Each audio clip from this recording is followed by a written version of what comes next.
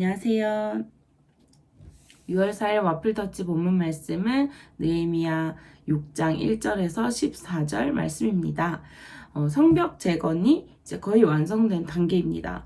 성문에 문짝만 달면은 이제 완성되는 그런 시점인데요. 이제 4장부터 계속해서 이 성벽 재건을 막는 그 사람들이 나오죠. 이번 6장의 오늘 본문 말씀에서는 이 느헤미야를 향한 개인적인 위협을 가하고 있습니다. 2절 말씀을 보시면 느헤미야를 예루살렘에서 떨어진 어떤 오노 병야라는 곳으로 불러내서 아무도 모르게 해치려고 합니다. 하지만 이 느헤미야는 그 편지를 보낸 자들의 속셈을 알고 나는 지금 굉장히 중요한 일을 하고 있다. 내가 이걸 중단하고 너희에게 가야 되겠느냐? 라고 하면서 거절을 합니다. 이 거절하는 답신을 받았음에도 불구하고 편지를 보낸 산발락과 게셈은 이 똑같은 편지를 4번을 보냅니다. 만일 제가 그런 편지를 받았었다면 그 산발락과 게셋이 당시 그 주변 지역의 지도자였기 때문에 그런 뭔가 권력 있는 사람이 불러내니까 마음이 이 기세가 꺾이고 마음이 졸려서 막 나가야 될 것만 같은 그런 마음이 들었을 것 같기도 하고 또 이 사람들이 정말 나랑 회의할 급한 일이 있나? 뭐 이런 마음에 그들의 요청에 대답을 했을 것 같아요. 응했을 것 같아요. 하지만 느헤미야는 호락호락하게 넘어가지 않고 이 4번의 정갈에 4번의 똑같은 말로 거절을 합니다. 그러자 이 원수들이 더 분노를 했겠죠. 그래서 이번에는 봉하지 않은 편지를 보냈다고 해요.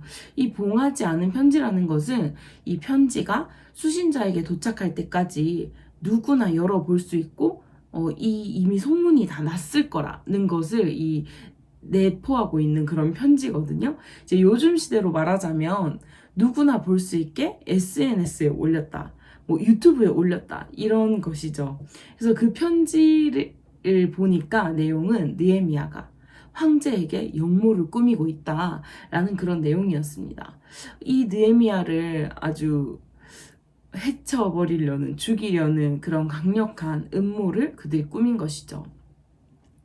여기서 그치지 않습니다. 또 그들은 이 느헤미야를 꿰어내려고 제사장 스마야를 뇌물로 매수합니다. 하지만 느헤미야는 함정에 빠지지 않아요. 이렇게 번번이 느헤미야는 그들의 함정과 그런 위협을 이겨냈습니다. 오늘 말씀을 보면서 정말 느헤미야라는 이 사람이 참 대단하구나 라는 생각을 많이 했는데요.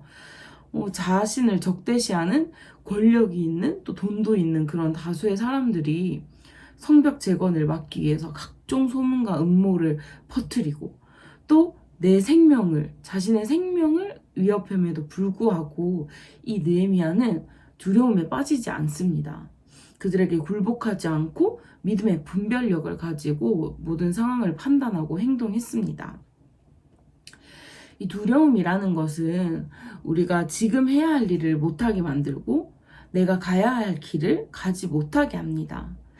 우리는 예수님을 따르고 예수님의 기준으로 잘 살기 위해서는 낮은 곳을 향해야 되고 또 선을 행하고 살아야 되고 또 더불어 함께 살아야 하는데 이 세상은 자꾸만 다른 사람을 밟고 일어서야 되고 더 좋은 자리를 차지해야 되고 뭔가 더 많이 가져야 되고 뒤처지지 않아야 한다.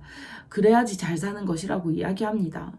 그래서 그렇게 살지 않으려고 하는 우리에게 그렇게 살면 안 된다. 너희처럼 살면 안 된다. 하면서 우리의 마음에 두려움을 심어줍니다. 우리는 또 그런 두려움에 자주 넘어가서 하나님을 잊고 살 때가 참 많이 있습니다. 느헤미야는 원수들이 방해할 때마다 하나님께 기도했습니다. 오늘 말씀을 보시면 하나님이시여 나를 강하게 하소서 이렇게 기도를 했습니다. 잠언 4장 23절 말씀을 제가 읽어볼게요. 무릇 지킬 만한 것 중에 더욱 내 마음을 지키라 라는 말씀입니다.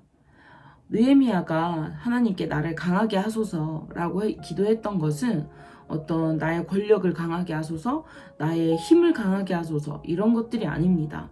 우리의 마음을 자신의 마음을 흔들리지 않게 강하게 해달라는 것이었죠. 우리의 믿음을 강하게 해달라는 것이었죠. 우리도 이 느헤미야처럼 하나님께 기도함으로 우리의 마음을 강하게 하여서 이 세상의 속삭임에 흔들리지 않는 하나님의 자녀로 또 예수님의 제자로 우리가 살아갔으면 좋겠습니다. 감사합니다.